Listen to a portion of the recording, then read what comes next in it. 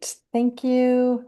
Good afternoon, everyone. I'm Kim Clarke with RTO7. I'm here today with Robyn Hewitt and Alex Hogan, and we're here to talk to you about our 2026-27 program. So this is for all of our partnership and implementation programs.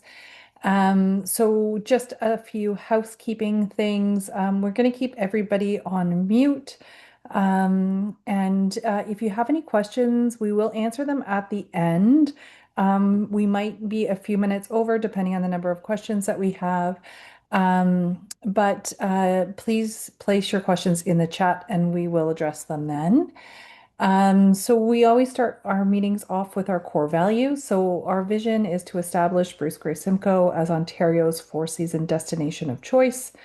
Our mission is to work collaboratively with tourism partners, stakeholders to sustain and build tourism growth, investment, and visitor spending. And our core values are collaborative, transparent, trustworthy, innovative, friendly, and welcoming. We practice sustainability and we're committed to inclusivity.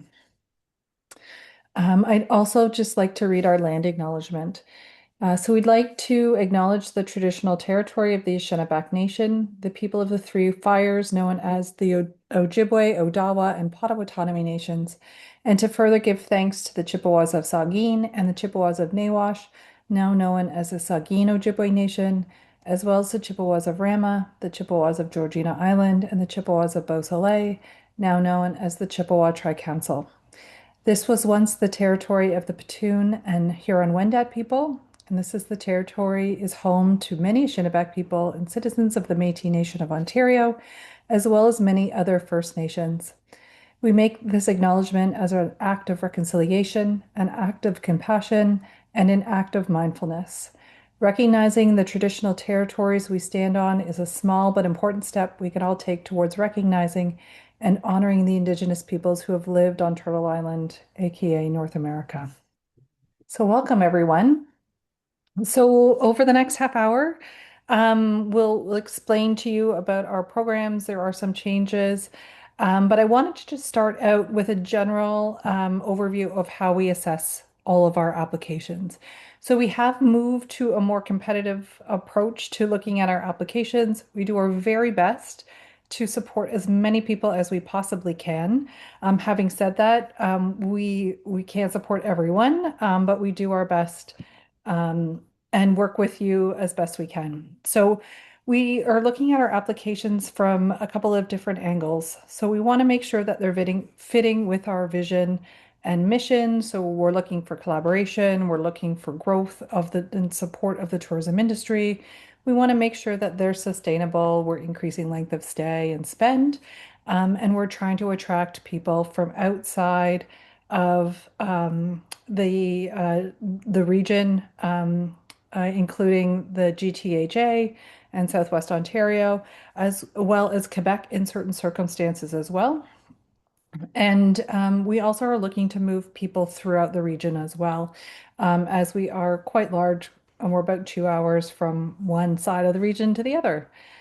Um, Part of what we're looking at is how are we supporting and growing off-season tourism? So when we talk about off-season, it could be trying to flatten the peak curve of visitation in the summer, but it might also be trying to fill and leverage times in which you have additional capacity, which might be, midweek stays. We see that with lots of accommodations as well. So maybe you're trying to promote packages and tours that take place on Tuesday, Wednesday, or Thursday. When we also talk about capacity, we're thinking not only about supporting regions that can have the ability to take in more people without overwhelming the destination, but the capacity of our suppliers and our tourism staff as well. So you might put in an application for one of our advertising implementation programs, for instance, and we might work with you to move around those dates because often we have lots of applications that look to start in the summer, and we just simply cannot support having everyone start at the same time. We are also looking for how well your idea is backed up with research or a rationale for your idea. This doesn't need to be a formal approach. It can be utilizing research and information that you have available within your business. So, for example, we know that we have low visitation on Tuesday, Wednesday, Thursdays based on our bookings. That's good enough for us, but perhaps you have a formal study or you've worked with us through utilizing some of our environics analytics reports, and we're able to support and utilize that as well. We wanted to know what kind of impact your plan's going to have. So, from a sustainability perspective, are we looking at economic, hopefully it has an positive economic impact on your business? Are you supporting greater environmental sustainability by lowering your carbon footprint or reducing the amount of garbage that could be produced from people? Or are you providing a positive social interaction and positive interaction with the community as well? A couple of things that have changed too, our social media advertising program, so our social media advertising partnership and digital advertising through partnership, as well as the operations implementation program.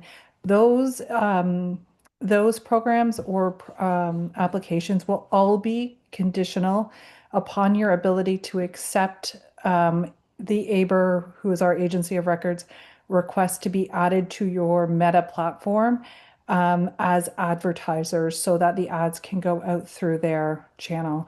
So knowing who has full control and being able to see those requests is something critical. We're no longer able to support it by advertising that through the Bruce Gray Simcoe platforms. We are able to walk you through that process and help you to find those requests once they come. But that will be at the very start of your application before any approvals are sent.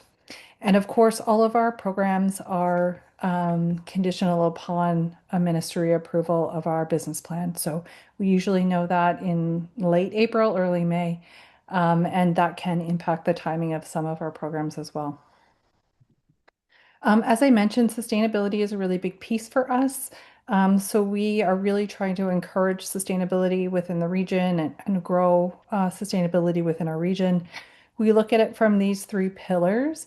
And as part of our sustainability goals, there are two things that are going to be required as this part of this year's programs for all of our program streams, which is adding visit responsibly messaging to your website or social media channels. We have a pretty extensive toolkit, and there's some really great examples of how other people have done this over the last year. Many of our businesses are doing this already, which is terrific, but we're happy to support you through that as well. And we're also requiring that you complete our business and stakeholder survey, which shouldn't take very long, but we're just trying to get a good idea of what the health of the region looks like. I wanted you to also be aware of some of the other commitments that we require, which includes taking one of our Tipsy training courses, adding our logos and the Ontario logo to your website. And we are also still optional, but strongly encouraging you to sign the Green Step 2030 Sustainability Pledge and to provide your employee turnover rates to us so we have an understanding of where some of our barriers within the workforce are. I'm going to pass it over to Alex now.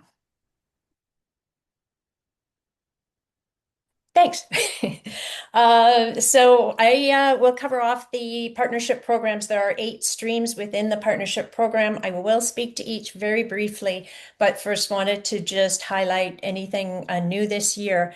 So for this year, we've combined the digital and the social media advertising applications. They are in one application. It's still 2 different programs, just using one application. And the minimum and the maximum partner contributions on those 2 programs have changed. We have also added a new stream, which is the technology review and implementation, otherwise known as Tech Compass this year.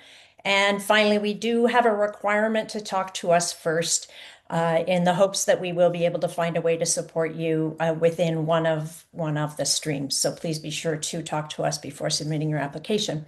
Just a few other overall partnership program reminders. As far as money goes, most of the programs are matching, meaning if you bring $1, we will match it with $1.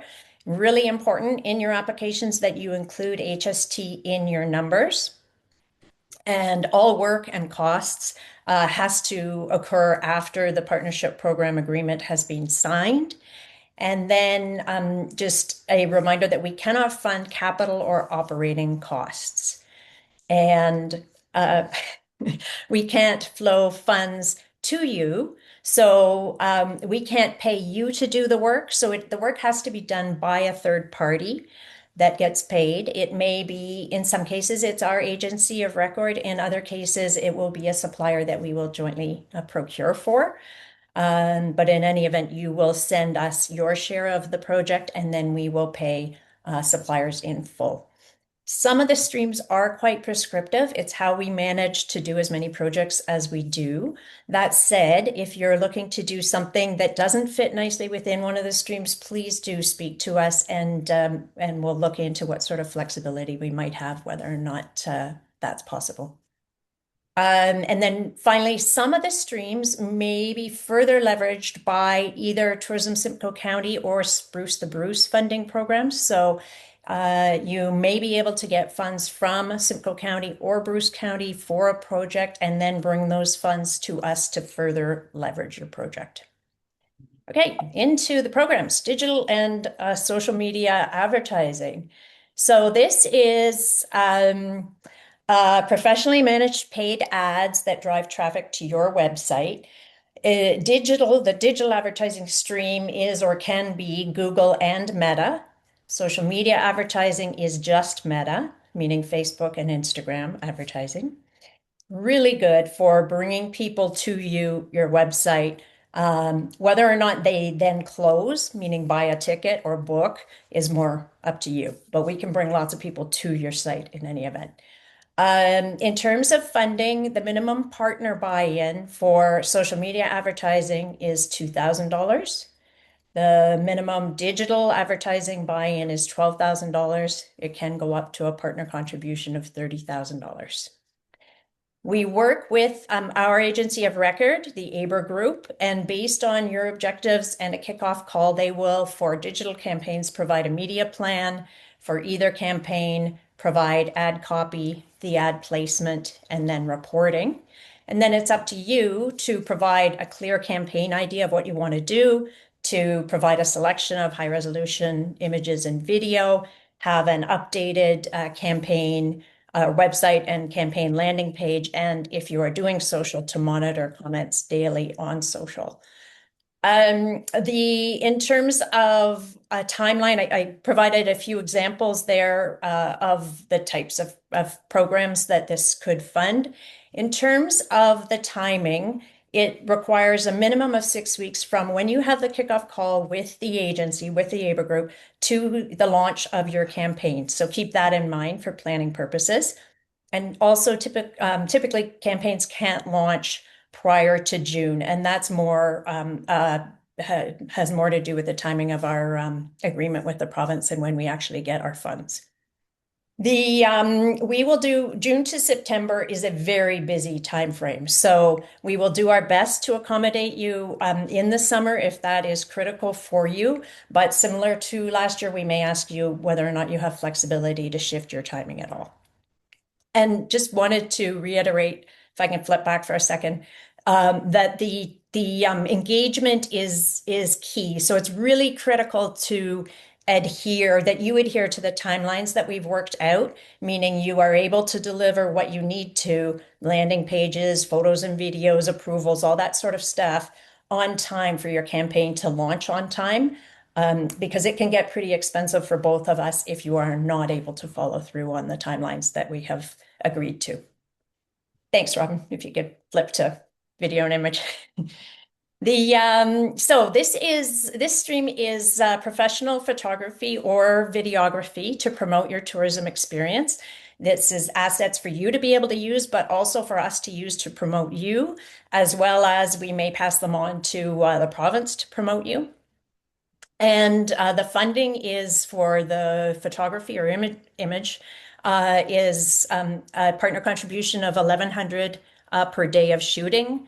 And then the video packages, there are actually three packages. The base level package is a partner contribution of $14.85. We work with Brian Hunt on our videography and Andrea Hamlin on our photography. And those of you who have worked with them in the past will know that they are wonderful to work with. It is really important that you not underestimate the planning time involved for you, especially if the shoot involves more than one location or more than one operator, because you need sign-offs to shoot on premises, we need model releases, all that sort of stuff. So there is a lot of planning up front that you will need to do. And Brian and Andrea both have provided best practices that are really helpful, so important to read through those. In terms of timing, it is ideally you'll be filming one season, meaning 1 year ahead. Although it is possible to, in some circumstances, to film, for instance, in late spring for use in later on in the summer. But really important in your application that you specify if that's something that you are looking to do, and we will confirm whether or not that's possible with Brian and Andrea. Okay. Moving on to storytelling. So storytelling can take many different forms. So articles, blogs, social media posts, reels, that sort of thing, to highlight your experiences and also to disperse visitors to areas that do have capacity for increased visitation. The thing about storytelling is that distribution is really, really important. And for that reason, many people use influencers because they have effectively have built-in distribution of the story. The funding is a minimum partner contribution of $750 up to $5,000. Excuse me. The $5,000 level would be more if you were doing, for instance, a series of influencers, then it would be one large influencer. In general, because we have had more success with micro influencers that have niche audiences or followings that align with the audience that you are seeking to attract. So what would happen is we would jointly decide on a storyteller that's appropriate for what you're trying to accomplish, and then RTO7 would contract with them. And again, we are always looking for shoulder season projects. On to experience development. Experience development is, so this is a little bit of a catch-all. In general, it is development of large-scale, new or enhanced tourism products and experiences. It's very often used for strategies or studies or destination development plans, that type of thing. We are, sorry, I should first speak to the large scale. If you're thinking about smaller scale tourism product development, please do talk to us. We really want to encourage this, but this stream isn't currently conducive to that because there is a minimum partner buy-in of $5,000. So if you're looking to do something smaller, please do still contact us to talk about it. We are trying to encourage this year within experience development training. And so that could be, for instance, a DMO that wants to provide some form of training, tourism-related training to their stakeholders. It could also be that they are interested in providing residents with ambassador training or something like that. So just sort of a new element to the experience development this year. The other thing I just wanted to note is, it very often involves, I should bump back to the cost, sorry. The cost listed there, the exception to that is sustainable tourism. So that could be as low as a $400 minimum partner contribution, depending on what you're looking to do. But some of the sustainability certifications will be around that sort of dollar value. Very often experience development involves procuring a consultant or a supplier to do the work. And yes, we can't fund operational or capital costs. And these projects typically work best when there are very clear deliverables associated with them. And just also wanted to emphasize while doing the strategy or doing the plan is fantastic, it's really important that you are thinking ahead to the following year or time period and how will the outcomes of this particular project be implemented, and are there funds, is there budget available to do the actual implementation once we've completed this project. Okay, Thanks for bearing with me. This technology review and implementation, also called Tech Compass, this is a new stream of the partnership program. This is the only one that is 1 to 2 funding. So meaning you bring $1, we'll provide two. So we have seen some really great results with this. In the past, we had a federal grant to deliver this last year. And so we really want to encourage it. What it is a review of your technology systems, providing you with recommendations and an action plan. And then, depending on the findings, it may also include optional implementation support. The implementation support aspect, that would be hands-on for those of us that are a little less comfortable implementing technology recommendations on our own. But it's hard to know upfront whether or not it'll either be desirable or suitable to do the implementation until we've actually done the review.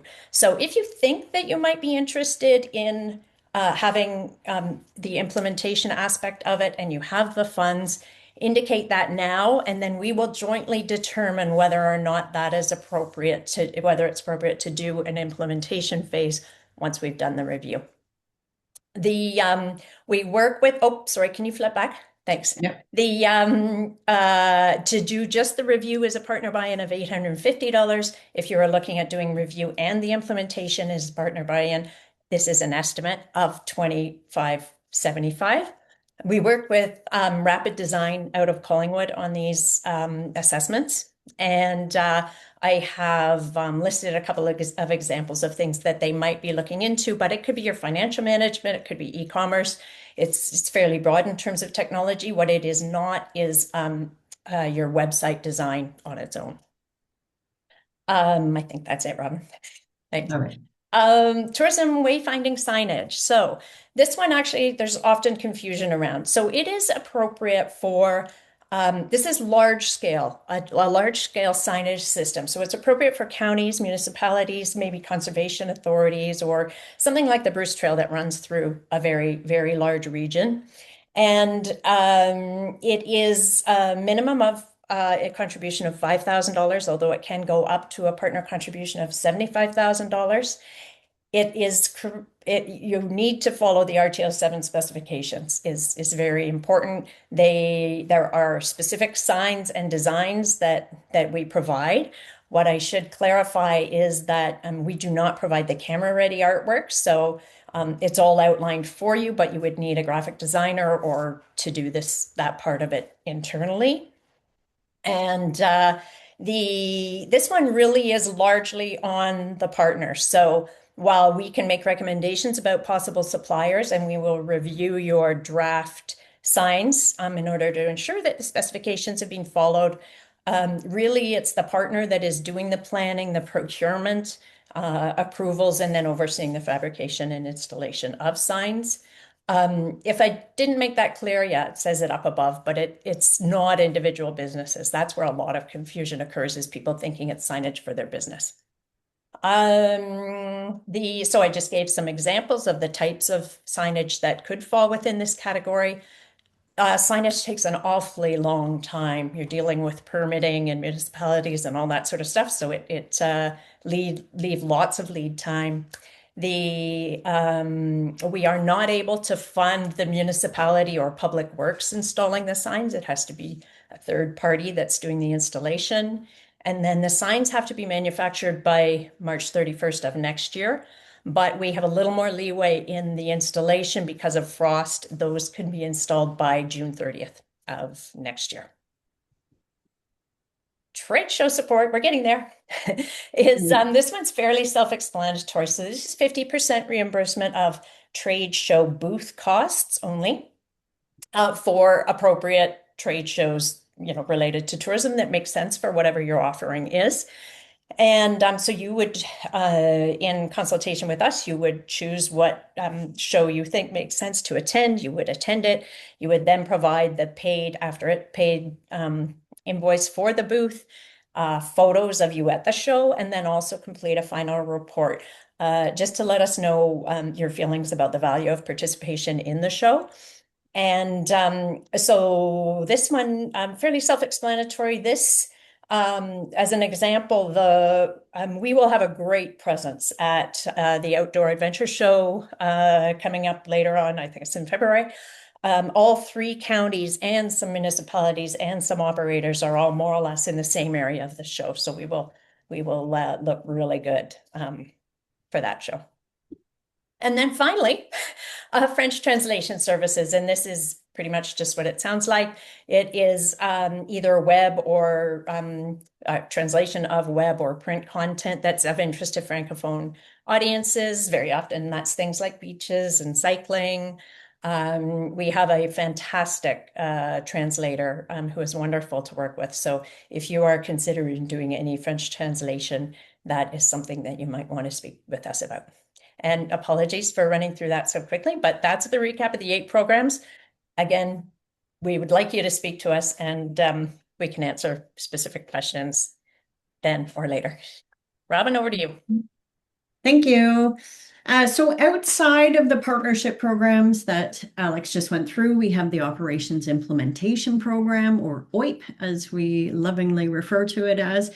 This is a $1,000 social media advertising campaign. It runs on your platforms in Meta, so Facebook and Instagram.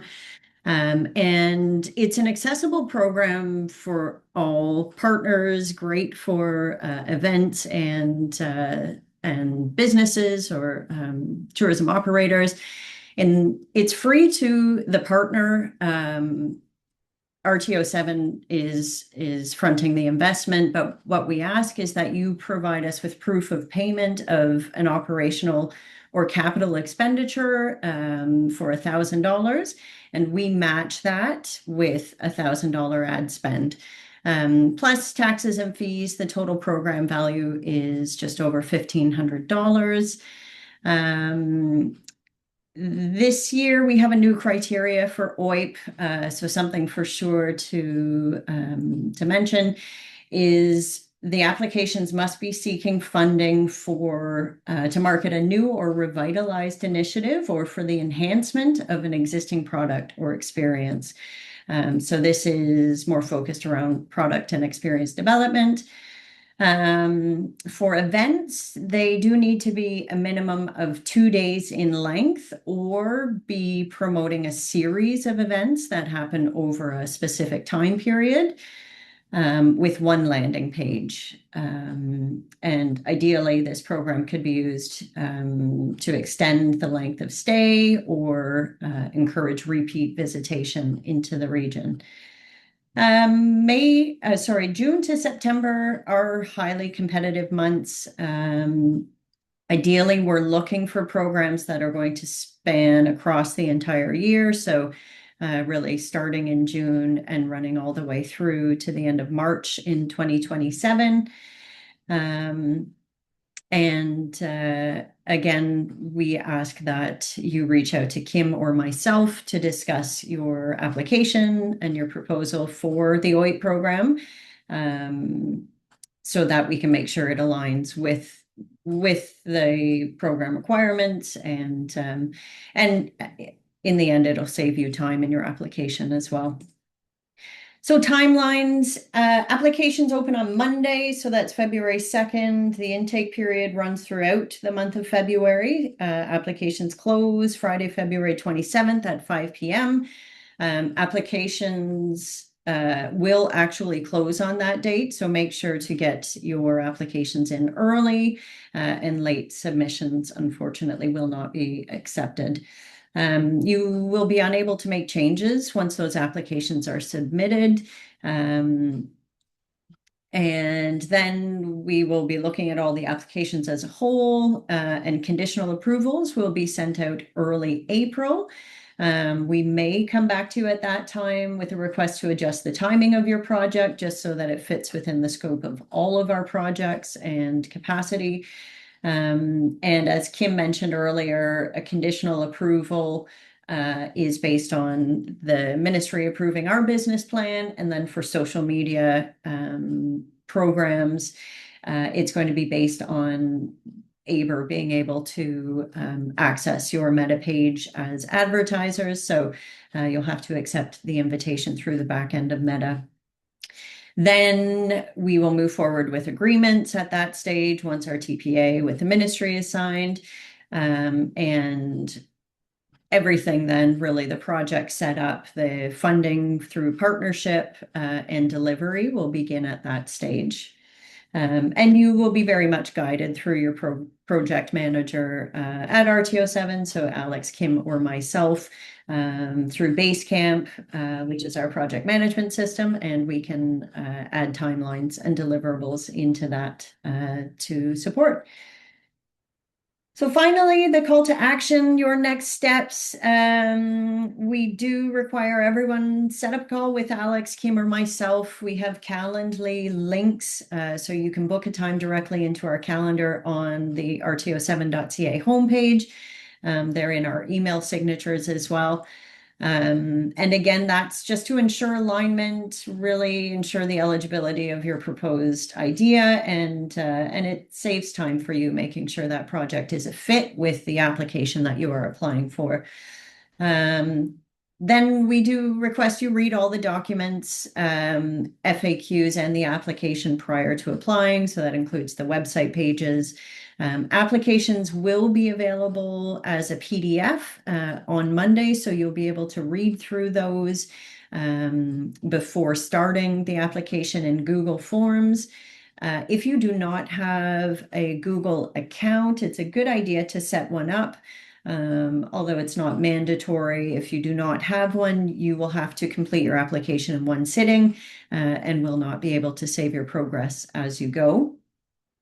Thoughtful planning really is just ensuring that your project is aligning with RTO7 strategic priorities and enhancing your chance of approval.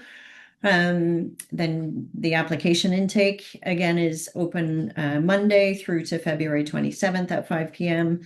And then just a note, if you've partnered with us this year for a 2025-26 program, maybe just check back into your Basecamp folder and make sure that all program requirements have been completed, such as the Tipsy training course, the Bruce Gray Simcoe and Ontario logos have been placed onto your website, and the visit responsibly messaging is shared if that's something that you committed to. So we have a lot of information and resources available to support you with that, and are happy to assist as well.